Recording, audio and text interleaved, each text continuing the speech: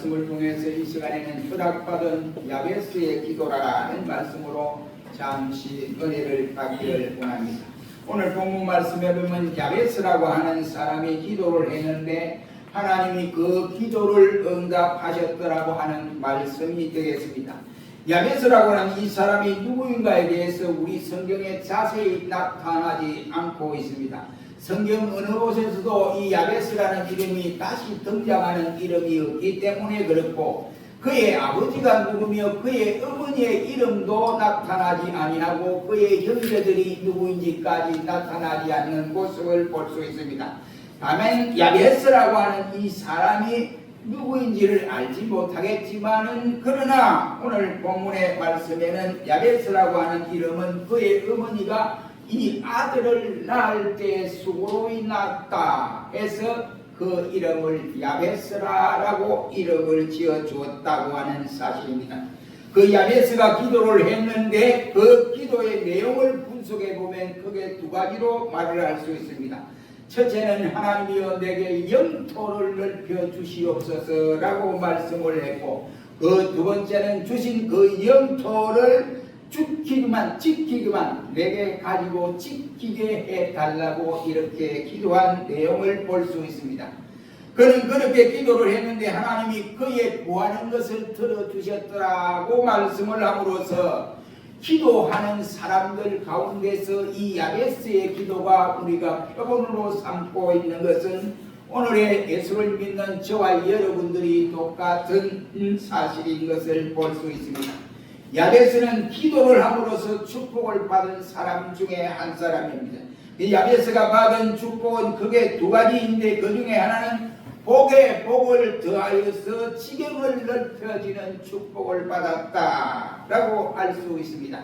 우리 역시도 우리의 삶의 지경이 넓어지고 사업적인 넓어지고 활동 영역이 넓어져야 되지 않겠습니까? 이러한 야베스가 강구한 것이고 저와 여러분들의 강구가 되어야 될 줄로 믿습니다.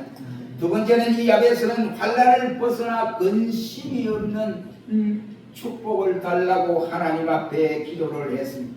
사업이 잘 되고 돈이 많고 땅이 많고 세상 복을 받았다 할지라도 그 가정의 사업장에 환난이 일어나면, 근심거리가 많아지면 아무런 소용이 없게 되어집니다. 가장이나 아니면 사업장이나 아니면 또한 가정이나 아니면 교회나 민족이 환난이 없어야 근심거리가 없어집니다. 근심이 없는 복이 가장 큰 좋은 복이라고 생각이 되어집니다. 우리에게도 이처럼 우환과 칠고가 없어지고 근심 걱정거리가 없어져야 하겠는데, 우리는 이 시간에 오늘 본문을 통해서 야베스가 하나님 앞에 기도함으로 받은 그 축복을 생각해 봄으로써 우리 역시도 이러한 근심, 걱정, 염려거리가 다 물러가는 이러한 역사가 일어나기를 주의 이름으로 축원합니다. 기간절 야베스의 기도는 어떤 기도였기 때문에 하나님이 그의 기도를 허락하셨는가? 첫째는 9절 말씀에서 보면 존귀한 자의 기도였기 때문에 하나님이 그 기도를 허락하셨다라고 했습니다. 9절 말씀에 야베스는 그 형제보다 존귀한 자다라고 말을 함으로써 그 형제가 넷인지 다섯인지 아니면 둘인지 알 수가 없습니다. 그 형제의 숫자가 몇 명인지 알 수 없지만 그 가정 그 형제 가운데에 가장 존귀한 사람이 바로 야베스였다라고 말을 합니다. 그의 어머니가 이 아이를 낳을 때에 순산하여 낳은 것이 아닙니다. 고통 중에 아이를 낳았지만, 그러나 그 가족의 이와 같이 형제들 가운데 가장 존귀한 자였다라고 성경은 표현을 하고 있습니다. 야베스는 존귀한 사람이었기에 하나님은 그의 기도를 허락하여 주셨더라고 말씀을 하고 있습니다. 우리는 여기서 자칫 잘못하면 생각을 잘못하기 쉬울 때가 있습니다. 하나님은 사랑하는데 존귀한 자만 사랑하고, 하나님은 비천한 자를 사랑하지 않고 좋아하지 않는가 보다 이렇게 생각할 수도 있습니다. 그러나 그렇지 않습니다. 이 본문 말씀에 존귀한 자란 이 뜻은 바로 일가 친척 가운데 가장 높은 세력을 가진 사람이다, 이런 말이 되겠습니다. 여기 이야기에서는 여러 형제 중에서 가장 제일로 탁월한 사람이다, 이런 말이 되겠습니다. 여러 형제 가운데 가장 존귀한 자가 되기가 그렇게 쉽지 않습니다. 여러 형제들 가운데 탁월하게 태어난 이와 같이 탁월한 생활을 하기가 그다지 쉽지는 않습니다. 그가 이와 같이 탁월한 생활을 한 것은 그 약에서는 하나님 앞에 기도하는 사람이었다 하는 사실입니다. 하나님은 무엇보다도 존귀한 자들의 기도를 원하십니다. 나라와 민족을 위해서는 무엇보다도 그 나라의 최고의 통치자인 대통령이 기도하기를 원하고 있습니다. 여러분, 우리가 경험했지 않습니까? 6.25 때 나라가 갑자기 공산군에 의해서 중국군에 의해서 나라가 밀려오고 낙동강이 이와 같이 이 순식간에 뚫리지 않느냐, 이런 상황에서 이제는 이제 일부는 저 통영까지 완전히 공산주의가 침범을 해버렸습니다. 그때 대통령이 많은 주위의 국무위원들이 대통령이 일본을 보고 잠시 피신을 해야 됩니다. 이 대통령이 피신해야 됩니다. 대통령은 고집을 버렸습니다. 나는 왜 내 땅을 버리고 내 백성을 버리고 내가 일본으로 가느냐? 갈 수 없다. 그래서 일본에서 오라고.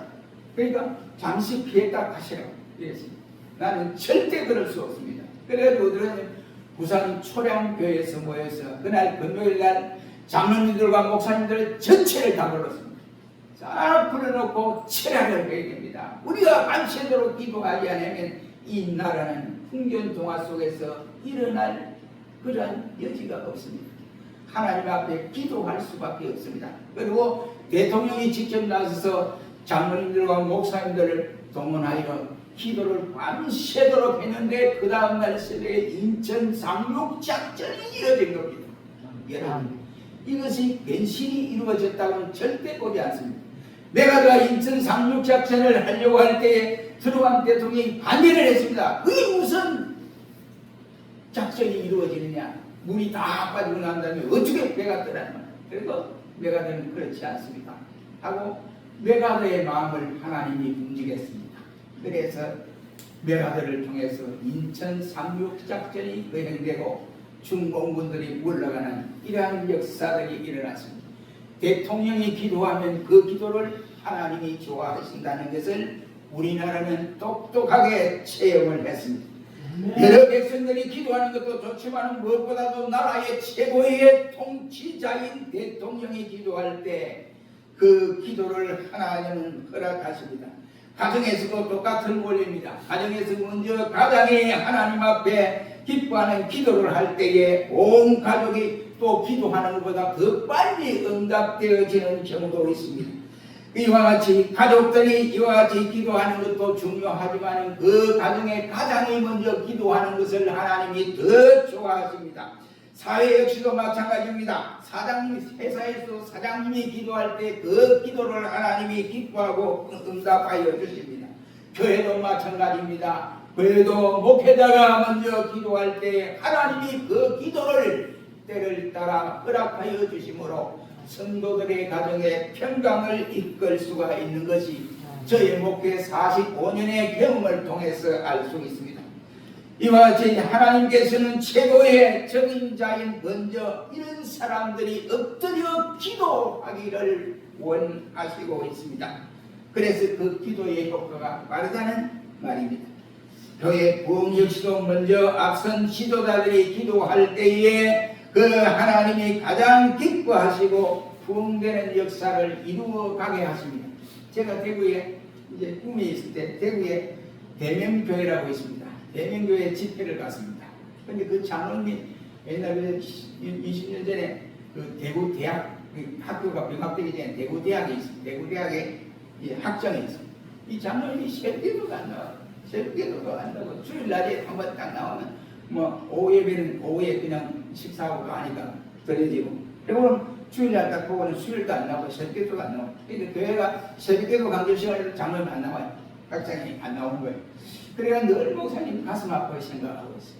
그런데 그때 저를 초청해서 선박에 대한 사경회를 했습니다. 그 성막의 사경회를 은혜를 받고 이 장로님 새벽기도 나오지 않는 장로님 학장 장로가 새벽기도 나왔습니다. 수요일을 참석했습니다. 교인들이 깜짝 놀라는 거예요.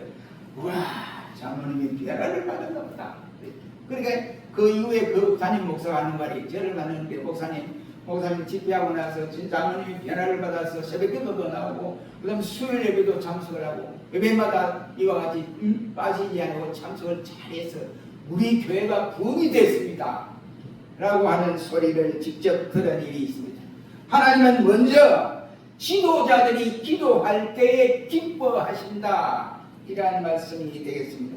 그러기에 대표자인 바로 이 지도자들이 먼저 하나님 앞에 잘못을 회개하고 잘못된 것을 하나님 앞에 기도할 때 하나님이 먼저 헌신하는 저들의 모습을 보고 기뻐하십니다. 하나님은 이스라엘 백성들에게 대표자를 세워주었는데 그가 바로 우리가 잘 아는 모세였습니다. 하나님은 광야 노동에서 이스라엘 백성들과 직접 만나서 대화하지 아니하고 대표자인 바로 모세와 더불어 함께 이와 같이 상대를 하고 계셨습니다. 모세와 함께 하는 것이 곧 이스라엘 백성들과 함께 하는 것이었습니다. 그때 하나님의 명령도 일일이 백성들에게 찾아가서 명령을 한 것이 아니라 모세 한 사람에게만 내려지게 되었습니다. 그 명령을 받은 모세는 바로 하나님 앞에 그대로 자기가 걸어가야 할 중차대한 지도자로서의 일을 잘 감당할 수가 있었습니다. 그 명령을 받은 모세는 그 말은 이와 같이 모세의 이 말은 대단히 중요하다라고 말을 할 수 있습니다. 하나님 대신 모세를 세워서 하나님이 모세를 통해서 하게 하셨으니 그 모세의 말이 대단히 중요한 말이라고 할 수 있습니다. 홍해가 갈라진 사건들은 백성들이 기도해서 그런 것이 아닙니다. 저들이 도리어 불평하고 원망했지만은 아무 말도 하지 않고 엎드려서 묵묵히 기도한 모세의 기도의 결과였습니다. 그러기에 대표되는 사람의 기도가 대단히 중요하다고 하는 사실을 우리가 깨달을 수 있습니다. 바로 이 야베스는 존귀한 자입니다. 형제들 중에 가장 존귀한 자였고 통치자였고 지도자였습니다. 우리가 잘 되려면 먼저 이 땅의 각 분야에서 존귀한 자들이 먼저 하나님 앞에 기도를 해야 합니다. 기도를 해. 지금 나라가 의수도 나와요. 이 선거가 얼마나 남았는데 얼마나 골치 아픈 일이 생겼어요. 근데 이 문제가 있다고. 여러분 지금 잘 모르잖아요. 어디도 식사한 옆자리에서 누가 거인인데 이야기를 하는데 이야 이거 나라가 분위기에서 얘가 서로 타박이 뭐 이상 이러면서 그랬네. 제가 그걸 알아봤어요. 왜 이래 됐을까? 뭘 하느냐 이 말이에요. 뭘 하느냐. 그게 하는 말이 다 절차를 밟아서 했습니다. 이 복지부에서 전국 총장들을 다 모아놓고 그 다음에 의대 학장들을 모아놓고 어떻게 하면 좋겠느냐. 우리가 20년 동안에 더 이상 이거 정원을 하지 않았는데 의대 정원은 아닌데 정원을 해야 되지 않겠느냐. 이러면 의료화 시대에 우리가 따라갈 수 없다. 어떻게 하면 좋겠느냐. 아니면 자기들 입으로 2,000명 정원을 해야 됩니다. 이렇게 했습니다.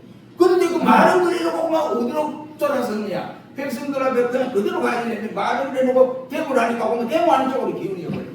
그런데 일부 총장들은 이게 잘못됐다. 이게 잘못됐다. 그러니까 2,000명은 우리가 채워야 된다. 이렇게 주장하는 사람은 몇몇입니다. 이럴 때 우리는 어떻게 해야 되겠냐. 백성들은 쳐다보고 가만히 있을 것이 아니라 예수 믿는 우리는 나라를 위해서 적극적으로 기도를 해야 된다라고 생각합니다. 저는 한국이 어려울 때마다 여러 가지 요인이 있겠습니다만 제가 신학교 이사로 있을 때 보니까 미국에서 어떤 목사님이 탭을 우리 학장에게 보내왔습니다. 총장에게 보내왔는데 그것을 공개를 했어요. 임원에 공개를 했는데 이걸 한국교회에다가 내놓고 공개를 해야 되느냐. 그런데 그 탭이 아주 희한한 탭입니다. 목사들을 초청한 김일성이가 호텔에 인류 호텔에 우리 목사들을 초청했고 거기다가 대학생, 유학생들을 한 실에 하나씩 이래 집어넣어주고 그날 밤을 절기에 하라고 그래놓고 그 다음에 첫 번째 간 상태가 어디냐? 김일성 동상 앞에 절을 하도록 만들어요. 그래서 김일성 동상 앞에 가면 꽃을 사야 되고, 그 다음에 그 꽃을 은하를 들여서 절을 해야 돼. 그게 원칙입니다. 원칙으로 그것을 그렇게 되어 있습니다. 만약 그렇지 않으면 다시 한국으로 돌아가니, 미국으로 돌아가니, 목사로 돌아가니, 그래 쭉 보내버려요.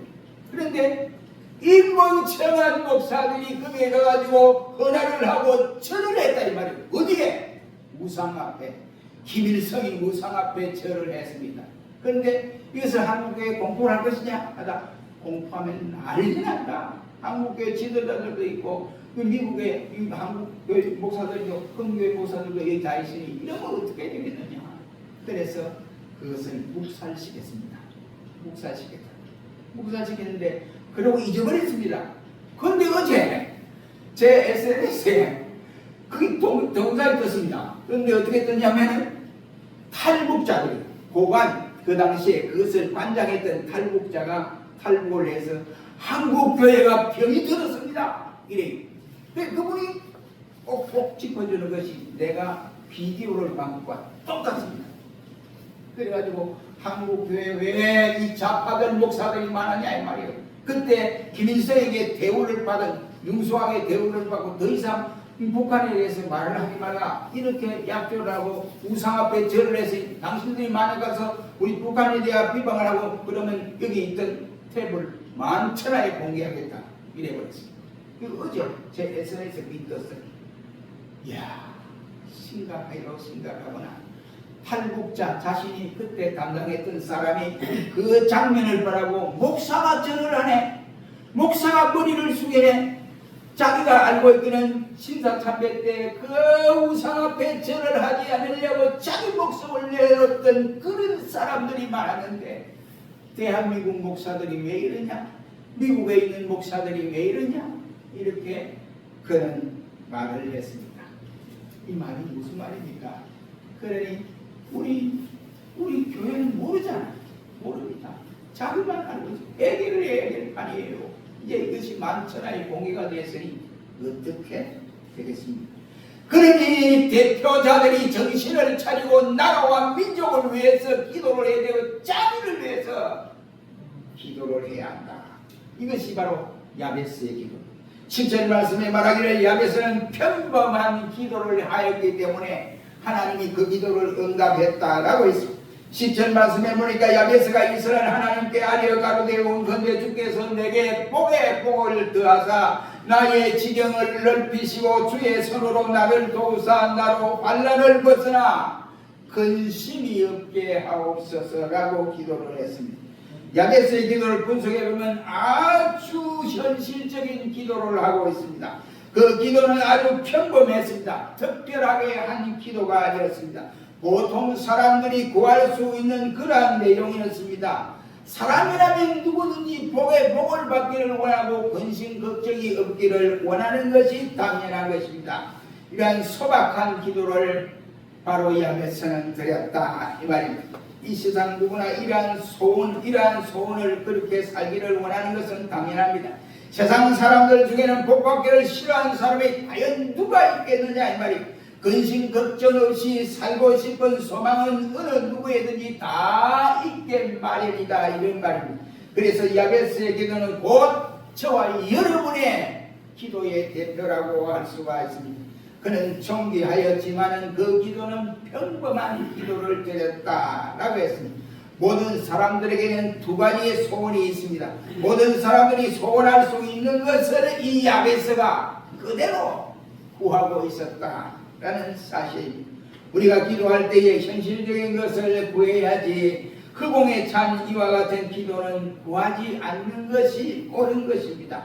그래서 예수님은 그 기도의 방법을 알게 해줬는데 너희가 일용할 양식을 위해서 구하고 생활의 문제, 삶의 문제를 위해서 구해야 한다고 말을 하고 있습니다. 학생의 입시를 위해서 기도하는 것, 어머니가 자녀를 위해서 기도하는 것, 아니면 사업가가 사업을 위해서 돈 벌기 위해서 기도를 하는 것, 장사하는 분들이 장사 잘 해달라고 기도하는 것, 병자가 병을 고쳐달라고 기도하는 것은 당연한 것이 아닙니까? 자기의 주어진 당연한 문제를 위해서 우리는 기도해야 한다 라는 말이 되겠습니다. 특별한 기도가 중요한 것이 아니라 평범한 내용이 중요한 것이고 평범한 생활 속에서 기도해야 하나님이 그 기도를 기뻐하신다. 이러한 말씀이 되겠습니다. 우리 하나님은 평범한 기도, 소박한 기도, 마땅히 구해야 할 것을 구하는 기도를 허락하여 주신다는 말이 되겠습니다.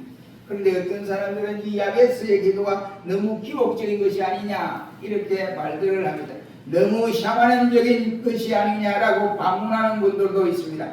그러나 그렇지 않습니다. 예수님께서 기도를 가르쳐 주시면서 일용할 양식을 위해서 기도하라고 했고 삶의 문제를 위해서 구하라고 하셨으니 이 야베스의 기도는 샤머니즘적인 기도가 아니라는 말이 되겠습니다. 우리는 삶의 작은 부분까지도 주님 앞에 맡기면서 강구하는 신앙을 가져야 합니다. 우리 모두는 허황된 기도보다는 우리의 삶에 필요한 평범한 기도를 들으시기를 좋아하십니다. 우리 역시 야베스와 같은 평범한 기도를 하시는 저와 여러분이 되시기를 주의 이름으로 축원합니다. 이 야베스는 세 번째 9절 말씀에서 은혜 입은 자의 기도였기에 하나님은 그 기도를 응답하여 주셨습니다. 야베스의 이름의 뜻은 수고로 나왔다는 뜻이 되겠습니다. 이와 같이 9절 말씀을 본 그 의미를 잘 우리에게 설명하여 주고 있습니다.